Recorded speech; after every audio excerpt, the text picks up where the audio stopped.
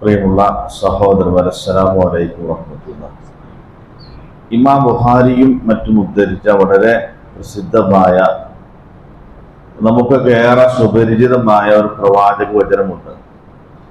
മഹാനായ സ്വഹാബി അബൂ ഖത്താദ റളിയല്ലാഹു അൻഹു പറയുകയാണ്, ഒരിക്കൽ നബി സല്ലല്ലാഹു അലൈഹി വസല്ലമയുടെ മുന്നിലൂടെ ഒരു ജനാസ കടന്നുപോയി. ആ ജനാസയെ നോക്കി നബി സല്ലല്ലാഹു അലൈഹി വസല്ലമ സഹാബത്തിനോട് പറഞ്ഞത്, അൽ മുസ്തരീഹ് വൽ മുസ്തറാഹു മിൻഹു. ഒന്നെങ്കിൽ സ്വയം രക്ഷപ്പെട്ടവൻ, അല്ലെങ്കിൽ അയാളിൽ നിന്ന് ബാക്കിയുള്ള അവർ രക്ഷപ്പെട്ടവർ. അപ്പൊ സഹാബത്തിന് അത്ഭുതമായി, നബി എന്തായി പറഞ്ഞതിന്റെ ഉദ്ദേശം? അപ്പൊ നബി സല്ലല്ലാഹു അലൈഹി വസല്ലമ പറഞ്ഞു, സ്വയം രക്ഷപ്പെട്ടവൻ എന്ന് പറഞ്ഞാൽ ഇന്നൽ അബ്ദൽ മുഅ്മിൻ യസ്തരീഹു മിൻ നസബി ദുനിയ വ അദാഹ ഇലൽ ആഖിറ.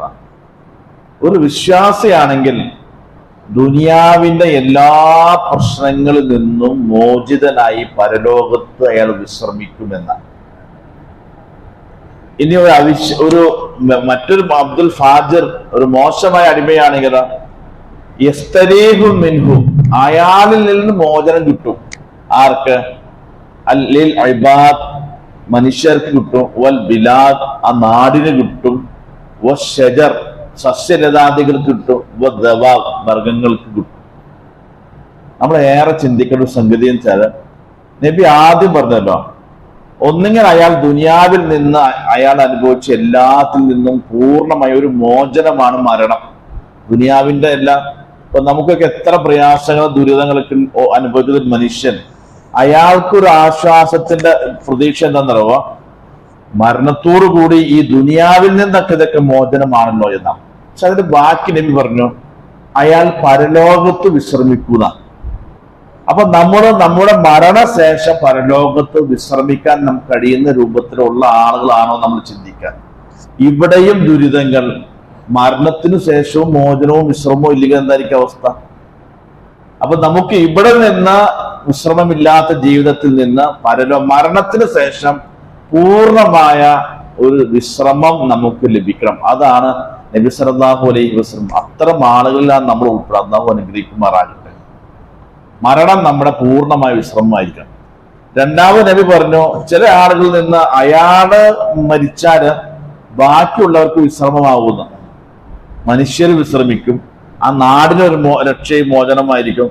മരങ്ങളും മൃഗങ്ങളും വരെ ഒരാളുടെ മരണം കൊണ്ട് മോചനവും അവർക്ക് രക്ഷയും കിട്ടും എന്ന് പറയുന്നത് ആലോചിച്ചൊക്കെ. എന്ന് പറഞ്ഞാൽ അയാളെയും കൊണ്ട് ആളുകൾ പൊറുതി മുട്ടി നിർത്തും. അപ്പൊ നമ്മൾ അത്തരത്തിൽ പെടരുത്. എന്ന് പറഞ്ഞാൽ നമ്മുടെ അസാന്നിധ്യവും അഭാവവും മറ്റുള്ളവർ പ്രതീക്ഷിക്കരുത് അർത്ഥം. ഇയാളൊന്ന് പോയിരുന്നെങ്കിൽ സമാധാനമായേനെ, അല്ല ഇയാളൊന്ന് മരിച്ചെങ്കിൽ എനിക്ക് സ്വസ്ഥമായെന്ന് നമ്മൾ കൂടുതലായി ബന്ധമുള്ള ഒരാൾ നമ്മുടെ അസാന്നിധ്യത്തെ പ്രതീക്ഷിക്കരുത് പറഞ്ഞർത്ഥം. അങ്ങനെയാണ് പിന്നെ ഈ ദുനിയാവിൽ നമ്മൾ ജീവിക്കുന്നത് എന്താ അർത്ഥം?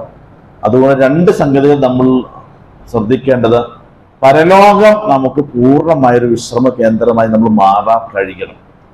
രണ്ടാമത്തേത്, നമ്മുടെ മരണശേഷം ബാക്കിയുള്ളവർ വിശ്രമിക്കുന്ന രൂപത്തിലേക്ക് അത്തരം മോശക്കാരായി മാറാതിരിക്കാൻ നമ്മൾ പരിശ്രമിക്കണം. അല്ലാഹു അനുഗ്രഹിക്കുമാറാകട്ടെ.